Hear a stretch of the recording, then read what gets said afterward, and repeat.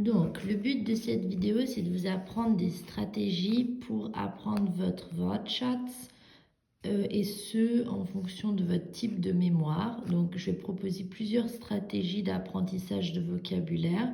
Vous n'êtes pas obligé de toutes les utiliser. Ce sont des idées que vous pouvez essayer et en fonction de ça, voir ce qui vous convient le mieux et ensuite éventuellement garder certaines des stratégies pour l'apprentissage de votre vocabulaire. Donc on va commencer avec la stratégie la plus connue, donc c'est celle de la carte. Donc ça d'habitude tout le monde connaît. Donc d'un côté il faut écrire le mot en français ou la phrase en français et de l'autre côté en allemand.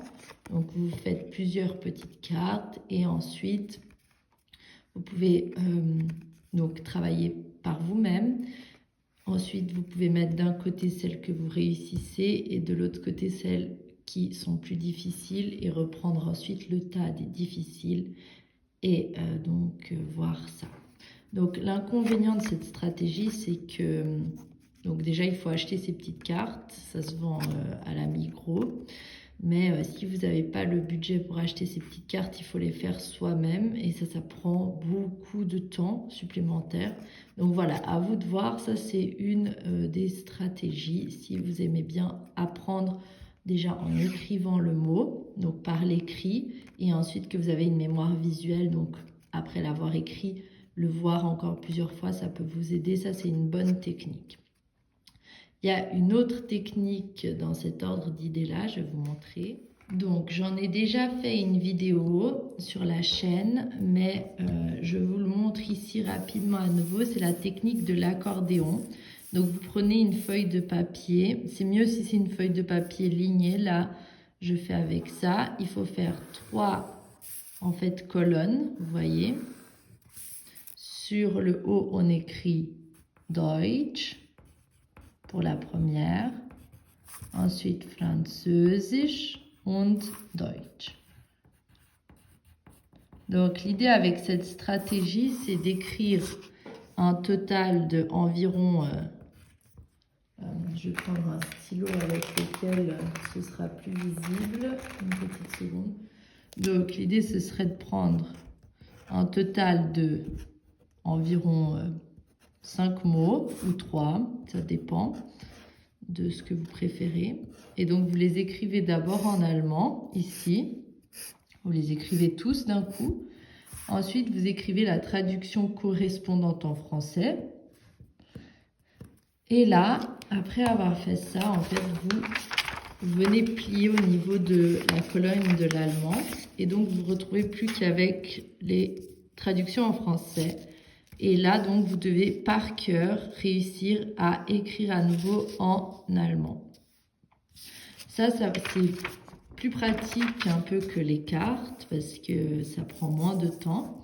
Et donc là, vous avez en plus l'orthographe qui sera bien correcte parce que vous l'aurez recopié de votre petit livre. Et donc, vous pouvez directement comparer ici le mot en allemand si vous l'avez bien orthographié avec le mot que vous aviez écrit ici, donc le modèle. Et donc ça, c'est super pratique pour se faire des petites corrections. Et ensuite, vous pouvez continuer avec 5 mots suivants, etc. Et les mots les plus difficiles, vous pouvez refaire un accordéon. Maintenant, toujours dans les techniques un peu visuelles, il y a quelque chose qui peut poser problème en allemand, ce sont les déterminants. Die Artikel. Et si vous avez une mémoire visuelle et par l'écrit, ce que vous pouvez faire, c'est donc prendre une page de votre vocabulaire d'allemand, celle que vous devez apprendre. Donc, on va prendre ici cet exemple-là. Et en fait, faire par couleur pour mieux apprendre. Donc là, vous avez par exemple das Shampoo. Donc, par exemple, moi, je prenais le vert. Donc, vous faites une colonne avec... Oh, c'est pas vert.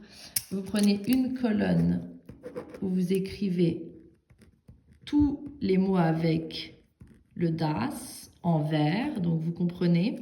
Ensuite, vous prenez dans votre liste les mots avec der Käse zum Beispiel.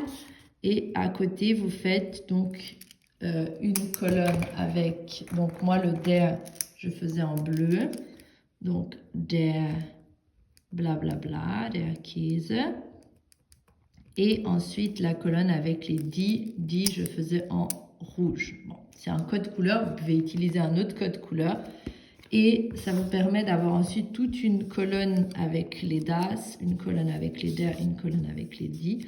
Et c'est plus visuel et ça peut vous permettre de, si vous avez une mémoire visuelle, en fait, le jour du test, par exemple, vous vous souviendrez que vous avez vu Käse en bleu et donc c'était der. Voilà, ça c'est une technique, mais c'est plus pour les mémoires de type visuel. Ensuite, on va passer aux mémoires de type auditive. Donc, pour les mémoires de type auditive, il y a une technique. Donc, déjà, dans un premier temps, il faut quand même apprendre le vocabulaire. Pour ça, vous pouvez utiliser, si vous avez accès à un téléphone, l'application Dictaphone sur le téléphone. Donc, c'est une application où vous pouvez vous enregistrer. Et donc, vous pouvez faire des enregistrements où vous lisez le mot en allemand. Vous dites donc die Apotheke, la pharmacie, die Post, la poste, et ainsi de suite. Vous dites toute votre page ou toutes les pages. Et ensuite, vous pouvez réécouter en boucle plusieurs fois.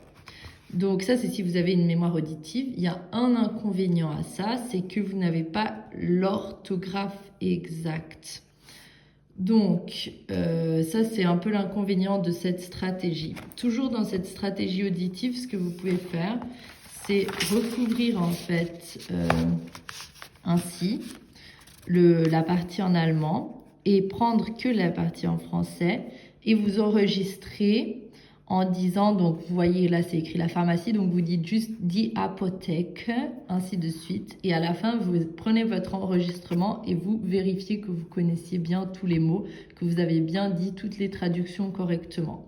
Mais une fois de plus, il y a l'inconvénient que l'orthographe n'est pas complètement prise en compte. Donc moi, je trouve que c'est mieux d'allier cette méthode avec une méthode par l'écrit, mais c'est à vous de voir ce qui vous convient le mieux. Ensuite, si vous aimez apprendre le vocabulaire de manière plus ludique, une autre possibilité, c'est sur le site École en ligne.